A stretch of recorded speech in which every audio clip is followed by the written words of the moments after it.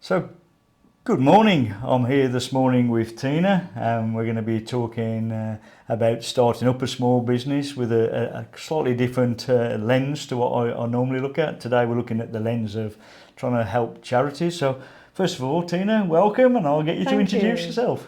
Well, I'm Tina Swanee. I've had, I'd say, 25 years' experience as a chief executive of charities, and I'm now running my own coaching and consultancy, supporting other chief execs and boards. That's fantastic. So, what inspired you to transition from being a charity CEO to starting up your own business? My father was a GP, but the rest of the family have always been in business and been entrepreneurs, and I felt that if I didn't do it now, it would never happen. Um, I'm in a privileged position where I don't need to work, which sounds awful really, but I want to work because it keeps you connected, it keeps you current, it keeps Keeps you active. it keeps your your brain mind, matter yeah, going. right. It's very good for brain health and also, with all that experience, it seems wrong to suddenly stop. So there's a lot more that I can do that will be of benefit to other chief execs and Wow. boards of charities.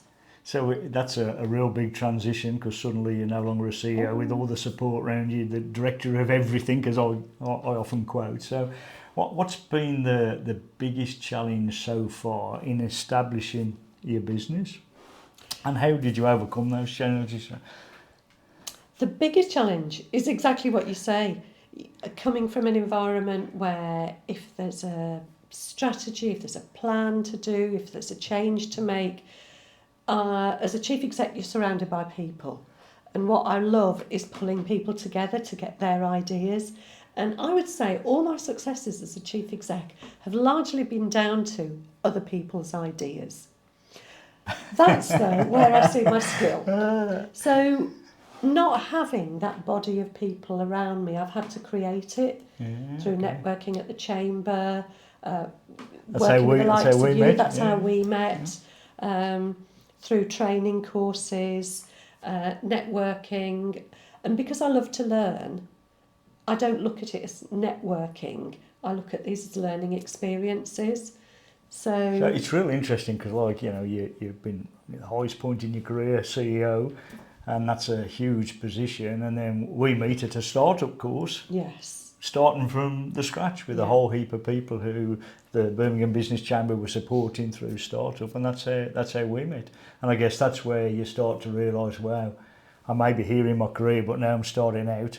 I've got to start from ground up again. And yes, you've got the fundamentals, but starting a business is, well, you don't have that support around you, do you? Like you say, you have to go and find it and build it. That's what makes it exciting.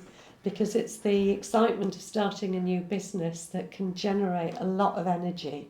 And so I'm really enjoying it, and I'm talking to CEOs to look at what do they need, what do they want, what's happening in the sector now. And it's as I expected that every chief exec, every charity, every chair of a board of trustees has got different issues. And there's a lot of call on charities and a lot of competition out there. A lot of people all putting into charities, but there's so many charities to try and actually attract the right people. So what are the biggest challenges then that today charities are facing, and how can they overcome that? A big thing that I find is simply time. Time to take a step back, time to not lead, because a lot of charities have got good leadership. Time to really think through how to make a change and how to engage others in that change. I find with many CEOs and many boards, they know that they need to do something. They even may have a clear vision on what they want to achieve. Then how to implement it can be a different story. I find that within the charity sector, I have met my most innovative individuals because the demand often exceeds supply. And charities existed to plug a gap where there was No support. no support, no one even to care about that issue.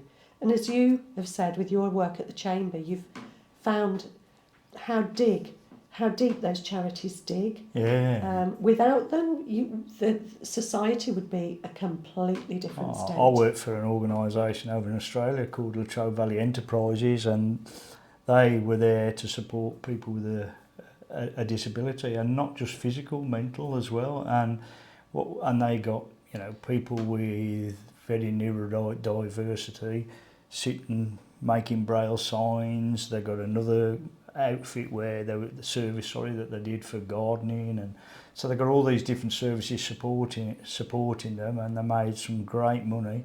But when you actually got into the heart of that organisation, they were there helping these people who were getting ripped off by landlords, renting and taking them for a bit of a ride. So it was more than just we're employing these people and trying to find a way for them to live their lives and feel valued and get paid in society. But they took it a lot deeper and got straight into the whole social aspect around supporting their people. And that was never part of their original vision, you know, but as they evolved, that's where Wayne and Susie, and I'm sure they're both listening to this, where they took that organisation. And it's being able to evolve, be nimble, move with the times that's really important. So those charities that take time to really look outward, really understand the needs of the beneficiaries, really understand what beneficiaries, what people are we not reaching that actually need us more. Those are the charities that move forward. Sustainability is another big issue, particularly since the pandemic, with rising costs and more people needing a shrinking pool of funding. Resources, so charities are having to become innovative about how they develop funding streams. How can they adopt a more business-minded approach whilst sort of staying true to their purpose and their mission? Well, some charities have already worked out where they can make commercial income. However, running a commercial income stream also costs. It's like setting up another business from scratch. However, those charities that may, for instance, I work with a domestic abuse charity, a charity that supports women experiencing domestic abuse. It's called Weights. They recognise that their training is such a high quality that some of the kite mark organisations say the way you deliver your training is exactly what we're looking for, if not better. So they're looking at how they can commercialise their training because they're already doing it. That's right. They're not having to set anything new up. So how can they make that turn around their income? Yeah, that's like developing a new service into the market, isn't it? And some charities have been very successful with charity shops, but some say, actually, that's not a business area that we are expert at. It gets our name out on the high street, but how else could we get our name out on the high street that doesn't mean the level of investment in charity shops? So for some charities, it works really well. For others, it can be a liability and pull them backwards.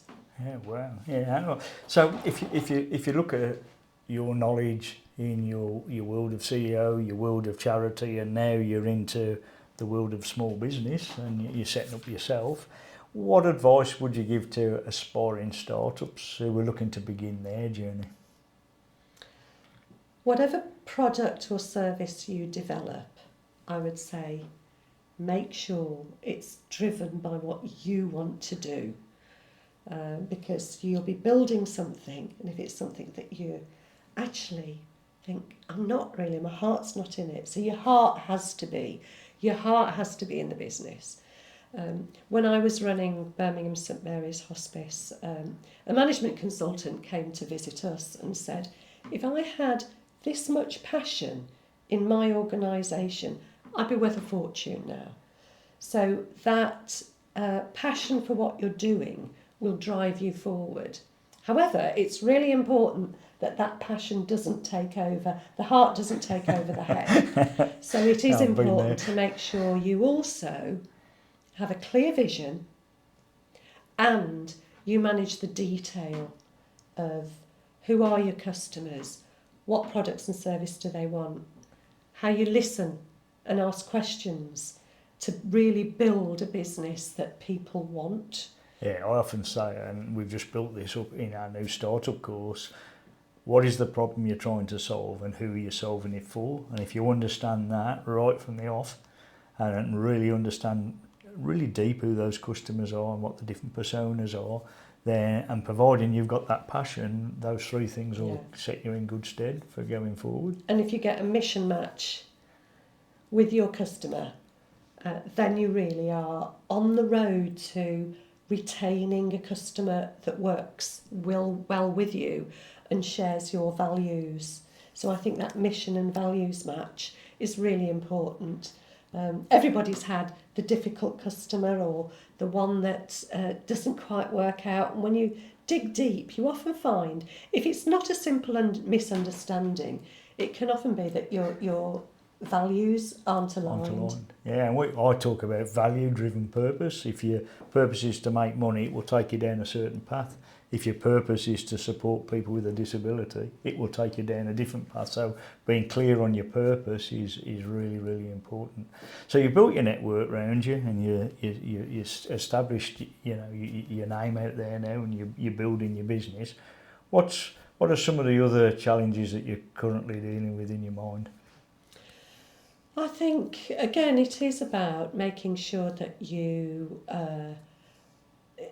get projects and assignments that are going to carry you forward, because it takes a lot of work in the early stages when you're developing your service, when you're developing your product. My advice to myself is don't wait until it's perfect.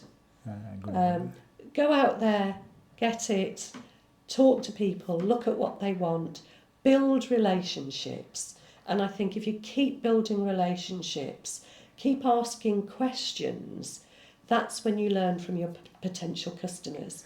So rather than talk about yourself, it's find out more about them.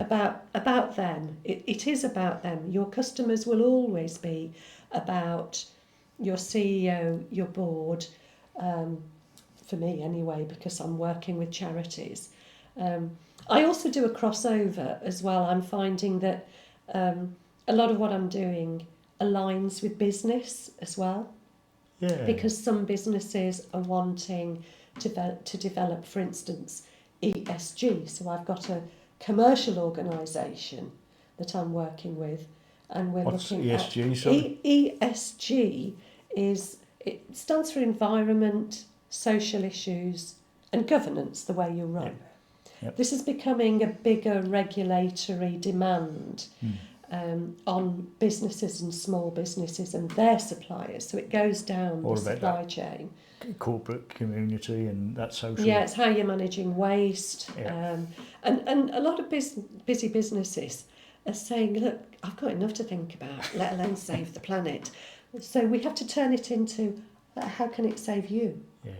How does reducing waste benefit your bottom line? Is this where you're learning from the services that you're providing and sort of seeing another? Yeah, I accidentally tripped into that one, and so that's why it's important to keep yourself open, and not. Yes, you talk about your product. I'm there in someone's corner if they're wanting to make change, and because making change can feel like a battle, not necessarily with the people, but with bureaucracy, Process, with finance, with time, with moments of self-doubt. Have I really got this right? Am I leading people off a cliff? Bringing people alongside you so that you're not doing it all. Taking time to delegate. All that is so critical.